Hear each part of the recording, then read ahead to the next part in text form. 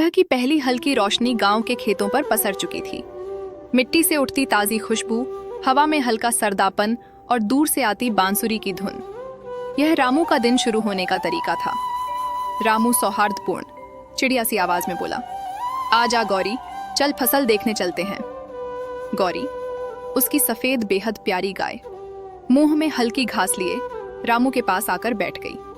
दोनों की आदतें ऐसी थीं जैसे परिवार के सदस्य हों। रामू के पास ज्यादा जमीन नहीं थी। साल भर की मेहनत उसी के आसरे थी। पिछला साल खराब फसल रहा, सूखे की मार और बीज के दाम। खेत की हरितमा गुलाबी हो चली थी। छोटे से तिनके पर जीने वाले रामू के चेहरे पर चिंताओं की लकीरें गहरी होती जा रही थीं। बैंक का नोटिस भी पास की जाली में पड़ा हुआ था। छोटी सी झोपड़ी के बाहर गौरी शांति से चबाते हुए उसे निगाहों से देखती, मानो समझ रही हो कि कुछ गलत है। एक शाम रामू की छोटी बिटिया मीरा बीमार पड़ गई। तेज बुखार और प्यास ने उसके चेहरे पर पीड़ा ला दी।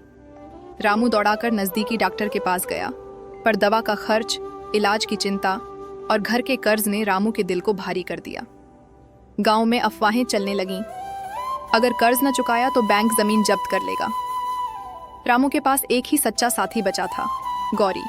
वही रोज दूध देती, जो मीरा के लिए पोषण थी और घर के छोटे कर्जों के लिए रास्ता।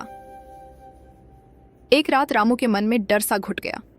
उसे लगा कि यदि उसने गौरी बेच दी तो वह कर्ज चुका सकेगा और मीरा का इलाज आराम से करा सकेगा। पर सोचने में ही एक आवाज आई, गौरी की मासूम आंखों में जो विश्वास था। रामू ने सोचा, क्या मैं अपनी दोस्ती और भरोसे को बेच दूं? उसकी आंखें भर आईं। अगले दिन रामू ने गांव के मेले में जाकर गौरी को बेचने की ठानी। पर जैसे ही वह मेले की ओर चल पड़ा, उसने रास्ते में एक बूढ़े किसान को देखा जिसका बैल गिर गया था और उसकी झोली खाली थी।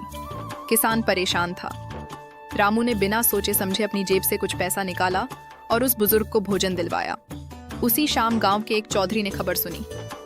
रामू ने मदद की। चौधरी ने पास बुलाकर कहा, रामू, तेरी गौरी बेचने की बात सुनी, तू न बेच, मैं कुछ पैसों का जुगाड़ कर दूंगा।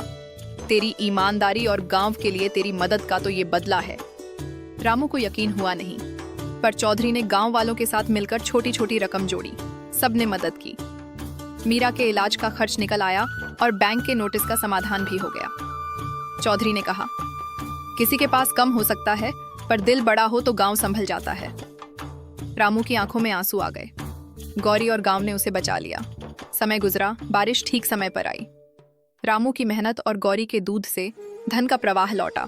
खेत हरे भरे हुए और मीरा ठीक होकर स्कूल जाने लगी। गौरी की सेवा के बदले रामू ने गांव के बच्चों को बताना शुरू किया कि किस तरह जिम्मेदारी और रिश्तों की कीमत पैसों से बड़े होती है। हर रविवार को रामू और गौरी गांव की चौपाल में आते। बच्चे उन्हें घेर लेते और रामू अपनी आंखों की चमक के साथ कहानियां सुनाता। एक दिन मीरा ने गौरी के कानों को सहलाते हुए कहा, गौरी के बनाए तो मीठी में हमारे घर की रक्षक हो। गौरी अपनी बड़ी बड़ी आंखें मूंद कर मीरा की पीठ को धीरे धीरे चाटा। चारों तरफ हंसी और सुकून फैला हुआ था। रामू ने भी गौरी की तरफ देखा और बोला, तू केवल गाय नहीं, मेरी आशा है, मेरे परिवार की हिफाजत है। कहानी का सार यह है कि कठिनाइयों में इंसान अकेला नहीं होता। रिश्ते, ईमानदारी और गांव का साथ किसी भी मुश्किल से बड़ी ताकत बन जाता है। रामू ने समझा कि कभी कभी पैसों का तात्कालिक हल जरूरी लगता है, पर रिश्तों और दया भाव का मूल्य अमूल्य होता है।